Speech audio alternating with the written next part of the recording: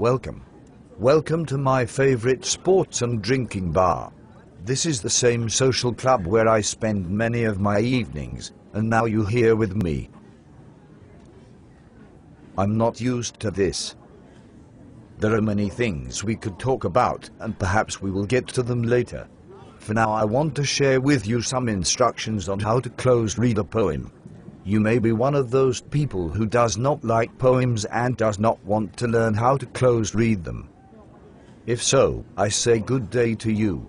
You do not belong in this club. I will have my friend Brutus escort you to your dumpster on Philistine Avenue. First, please take out your Norton Anthology of American Literature, Volume 1. Open it. Is it open? I can wait. Right. Looks open to me. Turn to page 654. It's an auspicious number.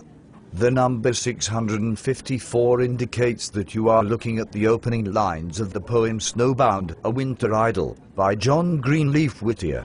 Be careful. This is a live one. You will notice there are words on the page. You will note that they are spelled correctly and that no punctuation is missing.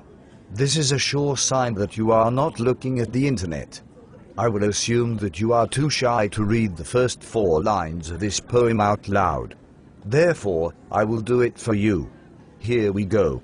The sun that brief December day rose cheerless over hills of grey, and, darkly circled, gave at noon a sadder light than waning moon. What do you notice about those lines?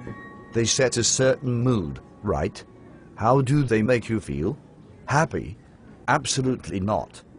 With just 4 lines and a handful of words, Whittier has set a tone that the rest of the poem will depend on. Ingenious. But how? How has he done this? Good questions, friend. Well, what do we know from these 4 lines, in the most literal sense? It's December. What kind of month is December? Think back to last December. Think of what happened behind the tool shed last December with those boys from another neighborhood. Oh, right, that wasn't you. I was thinking of a movie I watched once. Anyway, December is not a bright and happy month, like July. In December, everything looks dead and in many places it is cold. Whittier mentions this month, rather than May or even June, on purpose. What words does Whittier use, other than December?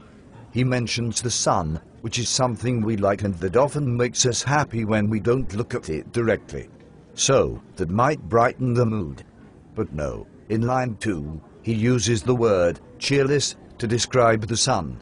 So even though we have the sun rising, which everyone recognizes as a nice thing we like to see happen from time to time, we are told that even the sun, which we trust to be a thing that warms us and brightens things up more than anything else in the solar system, cannot make this scene any happier. Poetry was a sorry business in the 19th century. What other words does Whittier use in these 4 lines? Well, he refers to hills of grey. That doesn't make anyone feel good. How are they circled? According to Whittier, they are darkly circled. And what kind of light does the sun give off? Well, would you believe it is a sadder light than the waning moon? So if nothing else is clear, it should be obvious that Whittier is using particular words to illustrate certain details. He is setting a tone for the poem. So now, what is close reading? Well, close reading is exactly what we just did. You look at a handful of lines and take them apart.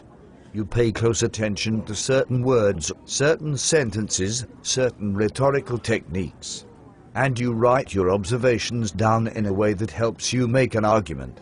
That last thing, by the way, is the enormously hard part. I hope this has been helpful to you. Now get out of my sight.